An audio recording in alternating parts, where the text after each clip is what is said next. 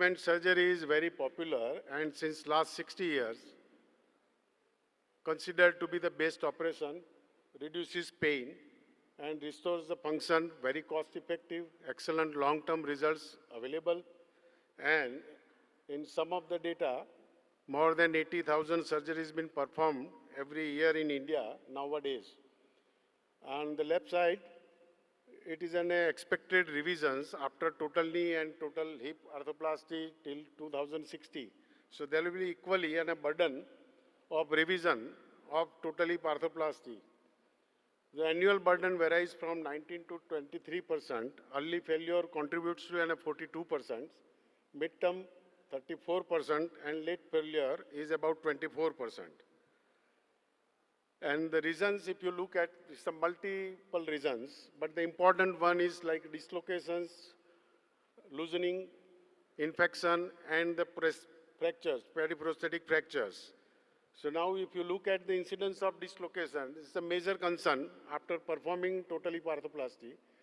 In primary, ranges from 0.2% to 10% of cases, and in revision, it is as good as high like 25%.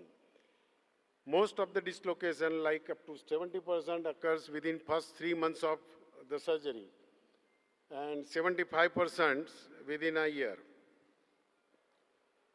So why we are talking about dual mobility? We want more stable. We need an improvised range of motion, reduces wear and tear stresses. If you look at biomechanics, it has two articulations mainly, the femoral head within the polyliner and mobile polyliner to the cup, metal cup. And the third articulation activate when the neck, femoral neck, touches the retentive portion of the mobile poly. The concept is large femoral head. So liner will be almost approximately 6 millimeters smaller than the cup size. It increases the head to neck ratio, improves the range of motion, increase the jump distance, and reduce prosthetic neck impingement. So overall, it reduces the chances of dislocation post-operatively. If you look at the history, it combines both the principles of low friction arthroplasty of Chanley. The concern was instability, and the McKee large head arthroplasty, the concern was excessive wear. In 1974, this gentleman came with this concept of combination of Chanley and McKee both, with the intention to reduce the wear and enhance the stability. This is almost an evolution of dual mobility, started with tripod fixations to a currently available designs. Now, if you look at first generation, the head and the cell both were of SS material. It was 3-point fixation, tripod fixation, what you call it, 2 pegs and some screw options, extended flange. And the liner was conventional polyliner. If you look at literature, there is significant failure observed, about 2.2% to 3.3% in early follow-up. And regarding the polywear, it was also found significant polywear after the first generation of dual mobility. So it has high failure rates due to aseptic loosening, polywear, and intraprosthetic dislocation. Maybe because of implants which has rough neck and alumina coating, leading to a cause of early failures. The intraprosthetic dislocation was about 3 types: pure IPD without any arthrophotic or loosening, IPD with secondary to a blockage wear. Instead of dual mobility, it becomes like a monopolar, and IPD associated with a cup loosening. This is an example of intraprosthetic dislocation. Now come to a second generation DM. The cell, hemispherical cell, press fit fixation, maybe a dual HA coating. Polar region was flat, poly insert high density polyethylene, molded COCR instead of an SS, and femoral neck, highly polished surface, no sharp edges, rounded to elliptical, and head-neck ratio at least equal to double. Now you look at literature, second generation compared to first generation, was found excellent result in 10-year follow-up, published in SICOT 2024 journal.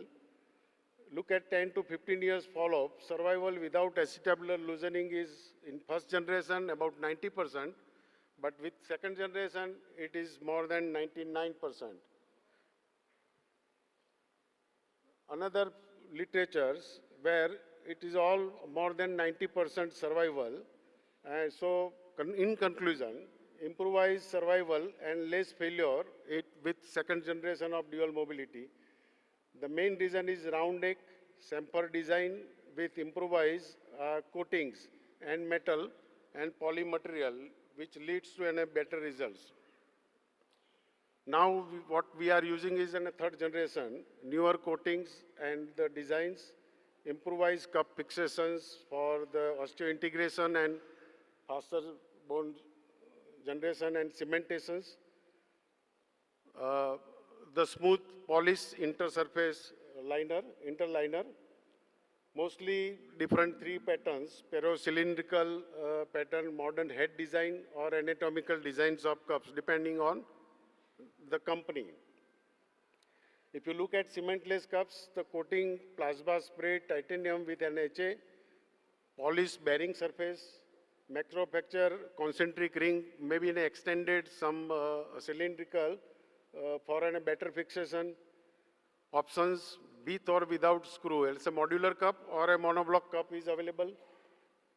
Highly cross-linked poly or vitamin E poly is also available nowadays.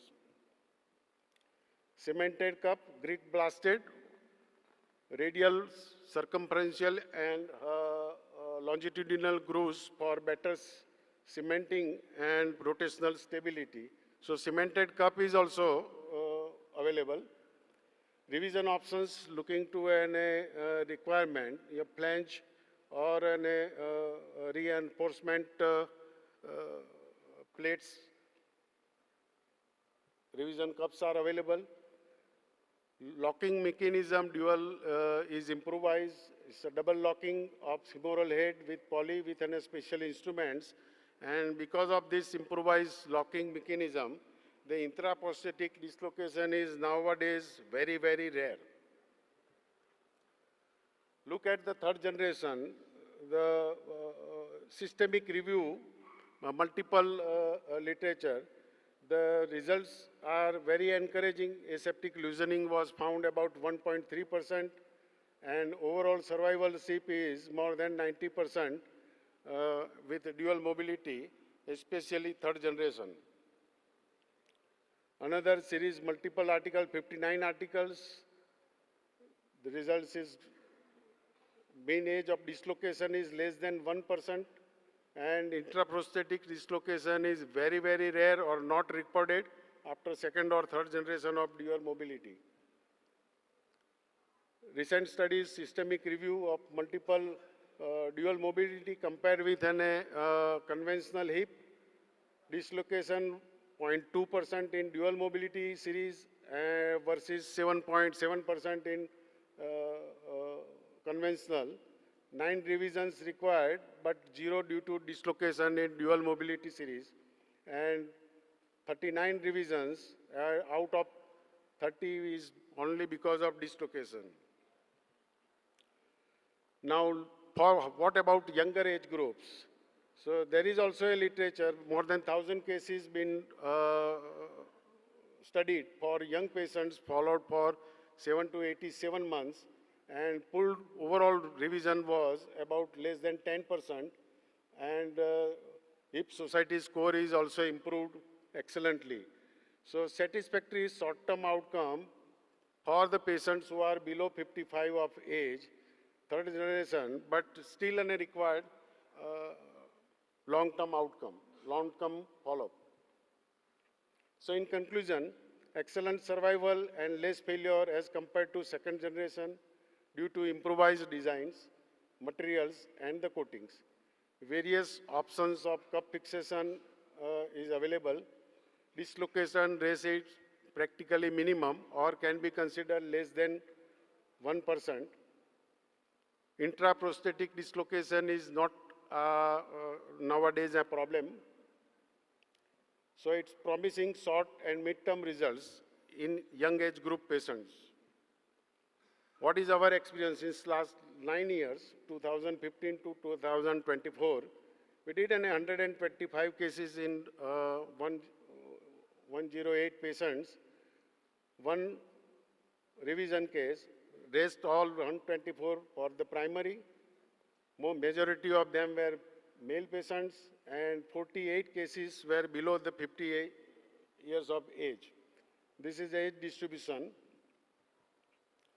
And in our short to mid-term experience, dislocation 0, incidentally no infection or periprosthetic fractures. Till date, no osteolysis or loosening is been observed, and overall excellent results. And young patients below 55 still required long-term follow-up for documentation. So these are bilaterally done modular cup, which has an screw options, but not required screw.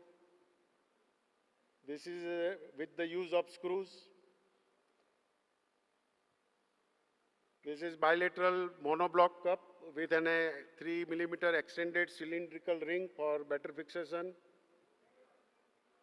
This is with some spikes on the cup, 3-4 spikes, especially the sclerotic acetabulum. You be careful while using this kind of cup to avoid any acetabular fracture. So take home message, irrespective of your approach, dual mobility has less chance of post-operative dislocation and faster rehabilitation. Excellent outcome in revision total hip arthroplasty and unstable THR. Even in young patients, DM has promising outcome in short to mid-term range, need to require long-term follow-up for younger patients. Thank you.